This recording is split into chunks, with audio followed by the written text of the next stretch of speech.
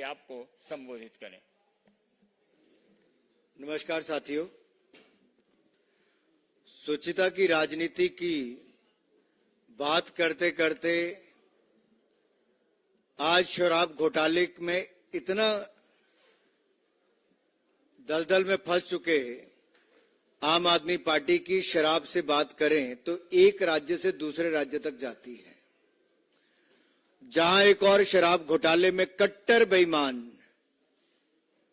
मनीष सिसोदिया जी, उप मुख्यमंत्री दिल्ली, सांसद संजय सिंह जी और ऐसे उनके अनेक वरिष्ठ नेता और कार्यकर्ता और कई दलाल जेल में है। वहीं मुख्यमंत्री और कट्टर बेईमान अरविंद केजरीवाल, वो भी ईडी की गिरफ्त में है। और ये सब शराब घोटाले के लिए जो कल तक क्लीन चिट बाकियों को देते थे, ईमानदारी की चिट देते थे, आज वो स्वयं, मैं तब भी कहता था, इसी मन से मैंने कहा था कि अभी तो मनीष सिसोदिया गए हैं, किंग पिन बाहर है, और मैंने कहा था किंग पिन का नंबर भी आएगा, और कल किंग पिन का नंबर आया। लेकिन इससे बड़ा दुर्भाग्य देखिए, जो कल तक नैतिकता की बात करते थे, आज वो कहते हैं कि मैं जेल से सरकार चलाऊंगा। अरे चारा खाने वालों ने भी पहले इस्तीफा दे दिया था, शराब वालों ने अभी तक भी इस्तीफा देने से मुकर रहे हैं। और एक दुर्घटना और घट गई, इनका दूसरा राज्य पंजाब, जहां ये सत्ता में इसलिए आए थे कि हम नशे के खिलाफ अभियान चलाएंगे। मुख्यमंत्री 4 महीने में अपनी ही लोकसभा की सीट उपचुनाव में हार गए थे। पिछले कल जो वहां पर घटा है, 20 से ज्यादा लोगों की जान चले गई शराब, नकली शराब के चलते। पूरे पंजाब की क्या हालत होगी अगर मुख्यमंत्री के अपने जिले में हालत है। शराब आम आदमी पार्टी को कहां तक ले डूबेगी और शराब से इनको क्या क्या फायदा मिला है। शराब के व्यापारियों से, चाहे वो ठेके वाले हो या नकली शराब वाले हो, ये आम आदमी पार्टी का इनसे क्या संबंध है। नशे के व्यापारियों से, शराब के व्यापारियों से, लोगों की जान लेने वाले और राज्य के लोगों को हर मोहल्ले में ठेका खोलने वाले, इनके साथ इस भ्रष्ट आम आदमी पार्टी का क्या रिश्ता है, ये रिश्ता क्या कहलाता है। और मैं एक बात यहां पर और कहना चाहता हूं, अरविंद केजरीवाल जी के पुराने जितने वीडियो निकालोगे, वो तब तो कहते थे कि कांग्रेस वालों को हाथ नहीं मिलाऊंगा, अब हाथ भी मिलाया, गले भी लगाया है। उस समय कहते थे कांग्रेस की अध्यक्षा सोनिया गांधी जी को गिरफ्तार कर लो, 2 दिन इंटेरोगेट कर लो, सच बाहर आ जाएगा।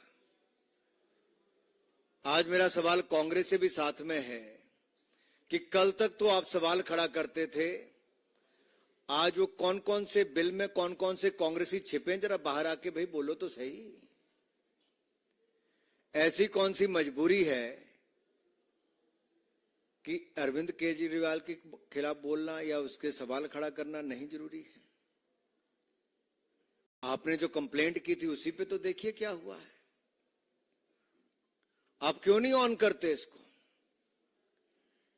क्यों नहीं शाबाशी देते ईडी को और बाकी जांच एजेंसियों को कि एक घोटाले के मुख्य आरोपी को, किंग पिन को और उनके बाकी साथियों को गिरफ्तार किया है। दिल्ली प्रदेश की जनता के साथ जो ठगी हुई, जो लूट हुई, जो धोखा हुआ, जो भ्रष्टाचार हुआ, उस पर कार्रवाई हुई है। क्या कांग्रेस को आज इतना मजबूर और कमजोर हो गई है।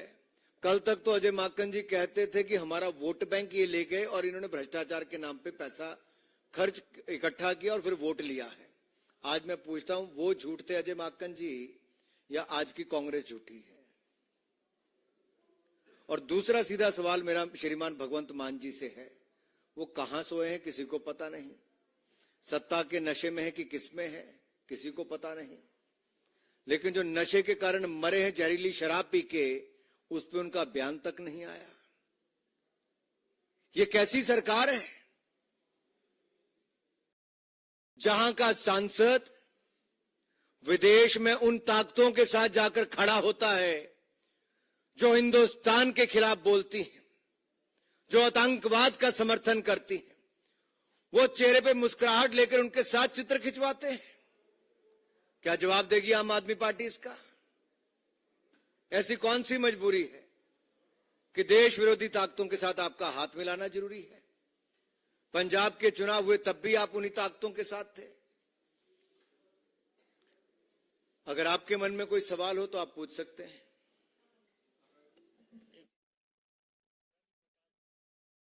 न्यूज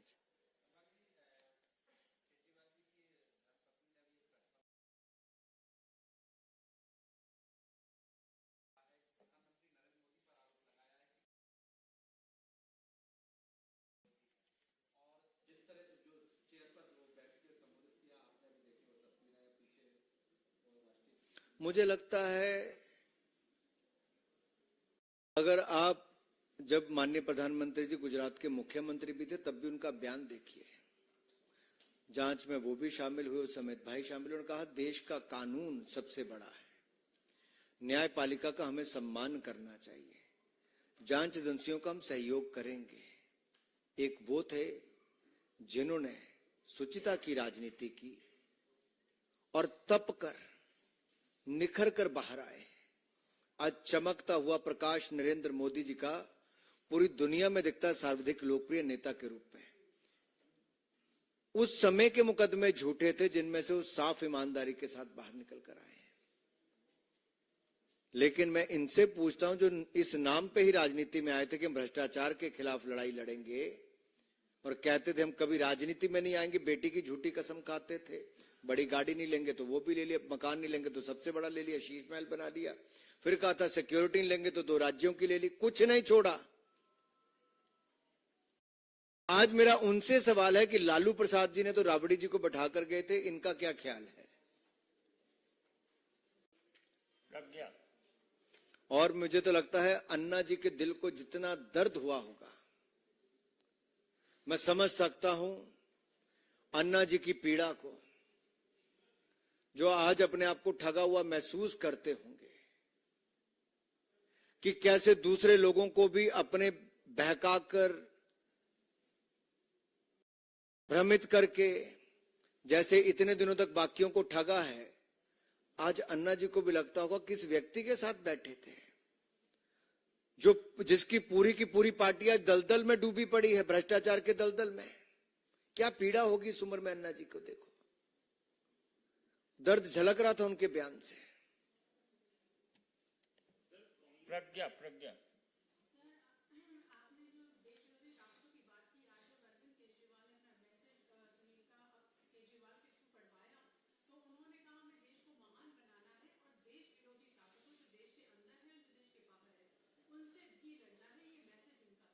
ऐसा कोई बचा नहीं जिसको इन्हें ठगा नहीं। अब जेल में रह के कितना महान बनाएंगे मुझे पता नहीं, भ्रष्टाचार करके कितना महान बनाएंगे, लेकिन एक बात तो मैं कह सकता हूं कि लड़खड़ाती चरमराती अर्थव्यवस्था से निकालकर दुनिया की 5वीं बड़ी अर्थव्यवस्था मोदी जी ने बनाया। 25 करोड़ गरीबों को गरीबी रेखा से बाहर निकाला, दुनिया में भारत का मान सम्मान बढ़ाया, गरीब कल्याण की योजनाएं चलाई। आज देश कहता है मोदी की गारंटी पे विश्वास है। नेता वो जिस पर विश्वास हो वो मोदी है, ऐसे नहीं जिन्होंने शुरुआत ही झूठ से की थी और आज भ्रष्टाचार के चलते जेल में है। अराजकता पूरी दिल्ली में फैलाई इन्होंने। आज वो कुछ भी बयान कर ले, सच्चाई से बच नहीं सकते। Devendra Parashar, India TV.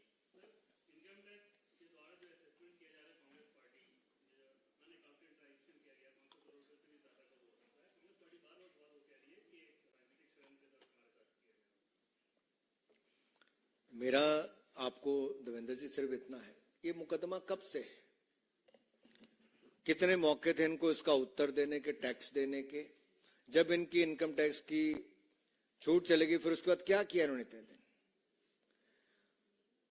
60 साल सत्ता में रहने वाली कांग्रेस पार्टी का अहंकार और घमंड देखिए कि वो अपने आप को कानून से ऊपर समझते हैं। अरे इनकम टैक्स एक्ट जितना मुझ पर लागू है व्यक्तिगत रूप से, उतने किसी संस्था पर भी लागू है। अगर आपके चैनल पर है तो किसी दूसरे राजनीतिक दल पर भी है। अगर किसी को इनकम टैक्स से छूट है राजनीतिक दलों को, तो उसके मापदंड है कि आपको अपनी रिटर्न फाइल करनी पड़ती है। लेकिन इतना अहंकार कांग्रेस का कि हम रिटर्न भी फाइल नहीं करेंगे लेकिन इनकम टैक्स विभाग हमारे खिलाफ कार्रवाई ना करे, ऐसा कैसे हो सकता है जी?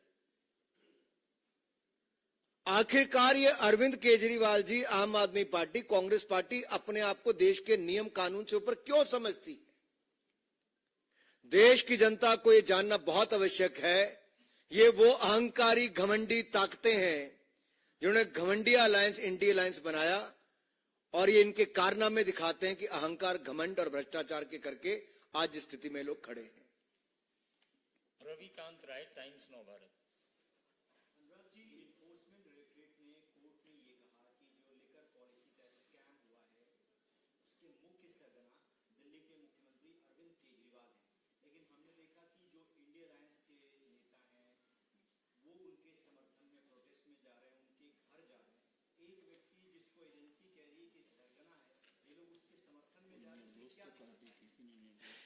चोर चोर मुसेरे भाई, सबने एक दूसरे की पीठ खुजलाई। I scratch your back, you scratch mine, यही चल रहा है। बाकी कौन है? इनमें से अधिकतर लोग तो बेल पर बाहर हैं। चाहे लालू प्रसाद यादव जी हैं, सोनिया गांधी जी हैं, राहुल गांधी जी हैं, इनके अधिकतर नेता बेल पर बाहर हैं जी। भ्रष्टाचार के मामलों में बेल पर बाहर हैं। और मुझे एक व्यक्ति बताइए जिसने कहा हो कि अरविंद केजरीवाल निर्दोष है, और किसी ने कहा हो कि शराब घोटाला नहीं हुआ। किसने कहा? अरे यही लोग जो इनके साथ आज चले, कल तक यही कहते थे कि शराब घोटाले पे कार्रवाई हो, 100 करोड़ रुपए अरविंद केजरीवाल उनकी पार्टी खा गई। आज कौन सी मजबूरी है जी, आप सब इकट्ठे चल रहे हैं? कौन सी मजबूरी है? देश की जनता पूछती है आपसे। क्या गठबंधन इसीलिए हुआ, ठगबंधन ही है कि सब ठगने वाले, भ्रष्टाचार करने वाले एक मंच पर आ जाएं? रविकांत पुनः एक बार।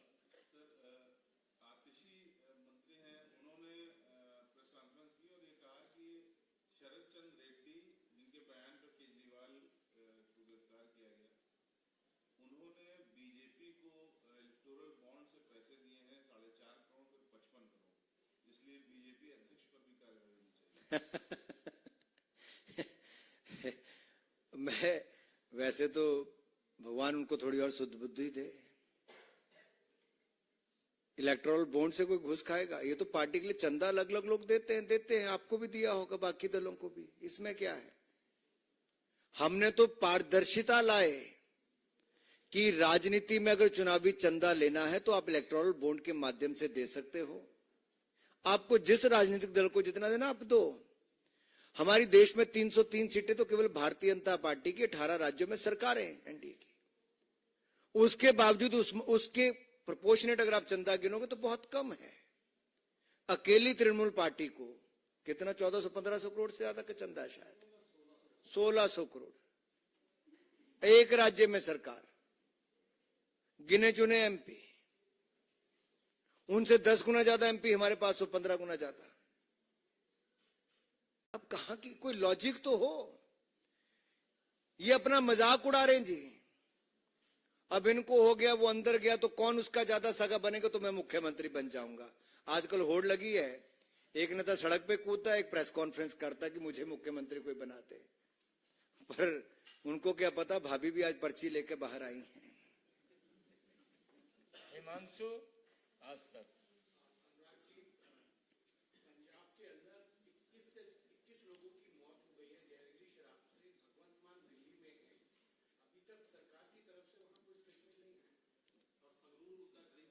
कुछ जहरीले लोग शांत हुए तो वहां पर जहरीली शराब की भी काफी बिक्री। अगर आप देखिए, पंजाब में नशे के खिलाफ लड़ाई कहते थे आम आदमी पार्टी,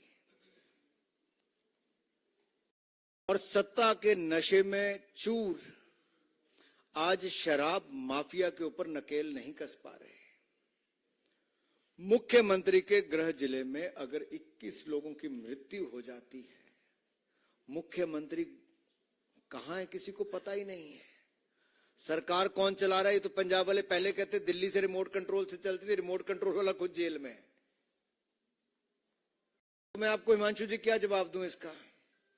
21 लोग मर गए पंजाब में, लेकिन पंजाब सरकार संवेदनशील नहीं, आज इसका भी एक सामने पता चलता है।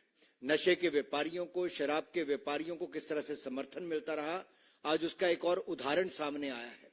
दिल्ली से लेकर पंजाब तक शराब की बू और शराब से मरने वाले लोग, शराब के घोटाले होने वाले काम आज देश में चर्चा का विषय बना है। और शराब के घोटाले में एक सांसद, एक उप मुख्यमंत्री और एक मुख्यमंत्री आज गिरफ्त में है।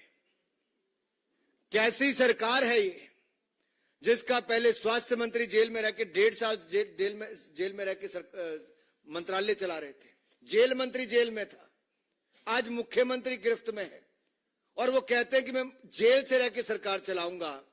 75 साल से ज्यादा की हिंदुस्तान की राजनीति में इससे बड़ा दुर्भाग्यपूर्ण क्षण और इससे घटिया राजनीति शायद आज से पहले नहीं देखी होगी।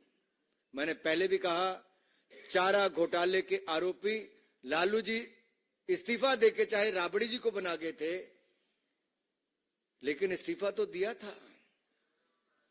यहां तो नैतिकता की बात दूर, अहंकार आज भी सिर चढ़ के बोल रहा है।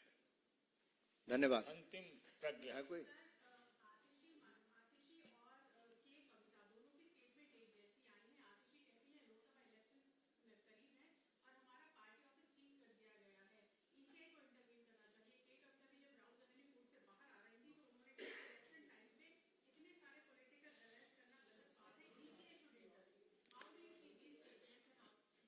भाई, हम तो एक देश में एक चुनाव के पक्ष में ही हैं। कम से कम जांच एजेंसियां को हर 6वें महीने जब चुनाव होते हैं तो इनके अनुसार अगर जांच एजेंसियां चलेंगी, अब ये तो जांच एजेंसी को तय करना है, तो यानी कि हर 6 महीने बाद 2-2 महीने की ब्रेक लग जाए जब इलेक्शन कोड ऑफ कंडक्ट है, तो मॉडल कोड ऑफ कंडक्ट है, तो क्या करना चाहिए? जांच एजेंसियां कोई चुनाव को देख के कार्रवाई नहीं करती, वो तो भ्रष्टाचार में जैसे जैसे सबूत मिलते हैं कब क्या क्या कदम उठाते होंगे, ये जांच एजेंसियां बता सकती हैं।